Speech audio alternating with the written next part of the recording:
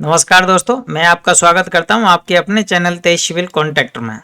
दोस्तों, आज मैं आपके लिए जो हमारा ठेकेदारी के लिए पीडब्ल्यूडी या अन्य किसी विभाग में हम रजिस्ट्रेशन कराते हैं, तो उसके लिए बहुत सारे लोगों का क्वेश्चन आता है कि सर हमें हैसियत प्रमाण पत्र बनाना है, कैसे बनेगा, क्या डॉक्यूमेंट्स लगते हैं और कौन बनाता है, कहाँ जाना होगा, क्या करना होगा, उसका पूरा प्रमाण वो क्या होता है, फॉर्म कैसा होता है, क्या चीज़ें हैं। तो ये बहुत सारी चीज़ें हैं जिनके बारे में मैं आपको एक एक करके सारी चीज़ों का एक फॉर्म नंबर 16 होता है उसके बारे में बात करूँगा। मैंने ये फॉर्म आपके लिए लाया हूँ और इसको मैं आपको डिटेल से बताऊँगा। इसके अंदर आप आराम से देख सकते हैं। तो दोस्तों, स्टार्ट करते हैं वीडियो। फॉर्म नंबर हमारा 16 है हैसियत प्रमाण पत्र बनाने के लिए। दोस्तों, ये कार्यालय जिला मजिस्ट्रेट के द्वारा तैयार होता है।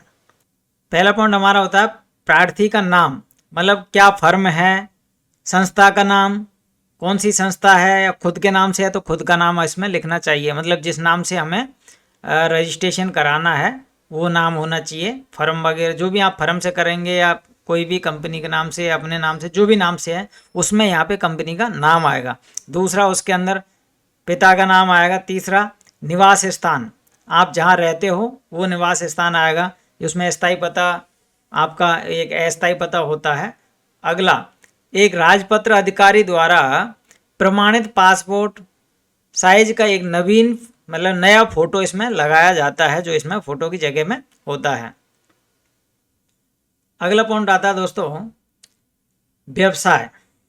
चौथा, आप क्या व्यवसाय अभी करते हैं, उस व्यवसाय के बारे में आपको यहाँ पे डिटेल्स देनी होती है। इसके बाद में अगला पॉइंट आता है पांचवा, संपत्ति का विवरण। सबसे बड़ी समस्या लोगों को यहाँ आती है कि क्या संपत्ति लगती है, संपत्ति के अंदर क्या क्या होता है। बहुत सारे लोग कहते हैं सर हमारे पास कुछ चल संपत्ति है या चल संपत्ति है। तो इसमें आपको पूरा डिटेल से मैं समझाने की कोशिश करूंगा दोस्तों। तो आप देख सकते हैं संपत्ति का विवरण, यानी कि जिला मजिस्ट्रेट कलेक्ट्रेट के द्वारा चल अचल संपत्ति हैसियत के संबंध में पूरा विवरण निम्न प्रकार से दिया जाए। मतलब किस तरीके से दिया जाएगा, इसको मैं आपको एक एक चीज चल अचल संपत्ति के बारे में आपको बता दे रहा हूँ। अचल संपत्ति वो होती है जो आपकी ज़मीन वगैरह, जो भी प्लॉट है, मकान है, ऐसी जो ज़मीन है वो अचल संपत्ति होती है। और एक चल संपत्ति जो होती है अपने पास, जैसे गाड़ी है, गाड़ी मतलब मकान, गाड़ी हो गई, कोई भी मशीन, बस हो गया, ट्रक हो गया, ऐसी चीज़ें हो गई। उसके बाद में आती है हमारे पास बैंक बैलेंस होता है, एफडी वगैरह होती है। तो ये सारी चीज़ें हैं। तो ये इस तरीके से ध्यान दिया जाना चाहिए। अब मैं इसके पहला उसका बात करूँगा। पद अचल संपत्ति की बात कर रहा हूँ मैं। जमीन, भूखंड, मकान, दुकान, व्यावसायिक प्रतिष्ठान, उद्योग धंधे का पूरा विवरण, यानी कि आप जो भी जमीन है, भूखंड, मकान, दुकान, व्यावसायिक प्रतिष्ठान, उद्योग धंधे, जो आपके पास धंधे आप जो कर रहे हो उसका पूरा विवरण यहाँ पे लिखा जा सकता है। और यह संपत्ति ठेकेदार के नाम से है। यानी दोस्तों, सबसे बड़ा सवाल यहाँ पे जो सवाल होता है वो ये कहते हैं कि हमारे नाम प्रॉपर्टी नहीं है। तो ये संपत्ति ठेकेदार के नाम से है अथवा किसी अन्य व्यक्ति के नाम से है, इसका स्पष्ट उल्लेख किया जाए। यानी कि अब ये चीज़ें हो गई है कि आपको इस तरीके से ध्यान रखना चाहिए कि जैसे आपकी जो ज़मीन जो है, ज़मीन या चल संपत्ति जो भी है वो ठेकेदार के नाम से है या फिर किसी और के नाम से है, उसका इसमें उल्लेख किया जाना, यानी कि उसमें दर्शाया जाना चाहिए कि ये ज़मीन मेरे नाम से नहीं है और ये ज़मीन मेरे मतलब फादर के नाम से है, मदर के नाम से है, वाइफ के नाम से, किसके नाम से है, उसको इसमें दर्शाया जाता है। इसमें मतलब इसका उल्लेख किया जाना चाहिए, उसमें बताना चाहिए। इस संबंध में सक्षम अधिकारी द्वारा निर्गत प्रमाण पत्र संलग्न किया जाए। मतलब जो सक्षम अधिकारी है इनका, वो इसका निर्गत प्रमाण पत्र संलग्न किया जाए, इसका प्रमाण पत्र बना देता है। संपत्ति का मूल्यांकन, बाजार मूल्य तथा संपत्ति बैंक अथवा किसी वित्तीय संस्थान से मार्गेज हो तो उसका विवरण भी दिया जाए। दोस्तों, बहुत सारे लोग कहते हैं कि सर हमारे जो ज़मीन है उस पर केसीसी का लोन है या बैंक का लोन है या किसी और चीज़ का लोन वगैरह जो होते हैं, उसके अंदर इसमें स्पष्ट लिखा हुआ है कि संपत्ति का मूल्यांकन बाजार मूल्य तथा संपत्ति बैंक अथवा किसी वित्तीय संस्थान से मार्गेज हो तो उसका विवरण दिया। आपको इसका विवरण देना होगा कि ये जमीन हमारे यहाँ पे बैंक में है या इस पे लोन है, केसीसी है, क्या है क्या नहीं, वो सारा डिटेल्स आपको बताना होगा। फिर उसके बाद में आती थी है चल संपत्ति। दोस्तों मोटर वाहन निर्माण कार्यों में प्रस्तुत मशीनों, आपकी जैसे आप कोई काम कर रहे हो, आपके पास मोटर हो सकता है, मोटर आपके पास ट्रैक्टर ट्रॉली हो सकता है, जेसीबी हो सकते हैं, ये बहुत सारे जो भी आपके मशीन हैं निर्माण कार्यों में प्रयुक्त होने वाले, जो निर्माण कार्यों में जो काम आने वाले वो हैं तथा अन्य चल संपत्ति का पूरा विवरण दिया जाए। मतलब पूरी सारी वो चीज़ें बताई जाएंगी, आपको खुद बताएंगे। यह संपत्ति ठेकेदार के नाम से है अथवा किसी अन्य व्यक्ति के नाम से है, ये भी पूरा डिटेल्स होता है। इसका स्पष्ट उल्लेख किया जाए, मतलब सब बताया जाए स्पष्ट कि क्या मेरे नाम से है, किसी और के नाम से है, सब पूरा डिटेल है। इस संबंध में सक्षम अधिकारी द्वारा निर्गत प्रमाण पत्र संलग्न किया जाए, यानी कि वही जो मतलब अधिकारी होता है उसका वो एक निर्गत प्रमाण पत्र संलग्न करेगा। संपत्ति का मूल्यांकन, बाजार मूल्य कितना है, यह संपत्ति बैंक अथवा किसी वित्तीय संस्थान में मार्गेज हो तो उसका भी विवरण दिया जाए।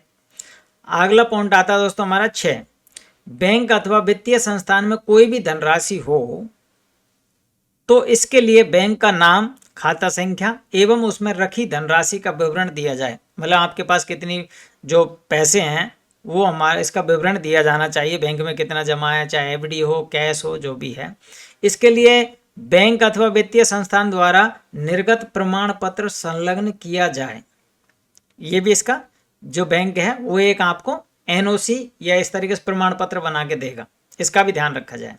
हैसियत प्रमाण पत्र के लिए हैसियत के रूप में यदि बैंक में जमा धनराशि दर्शाई जाती है तो वह धनराशि कम से कम 3 माह यानी कि 3 महीने पहले से बैंक में जमा होनी चाहिए। दोस्तों इसका एक विशेष पॉइंट है यहाँ पे कि जो भी आपकी राशि है वो कम से कम 3 महीने पहले जमा होनी चाहिए, उसके बाद ही आपकी ये हैसियत प्रमाण पत्र बनेगा।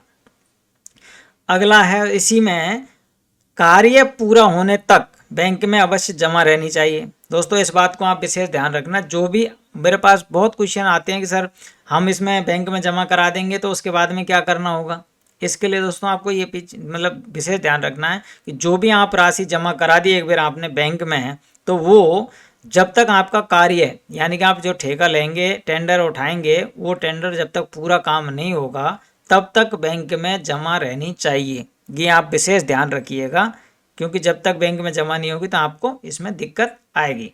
अगला आता है प्रार्थी का पैन नंबर।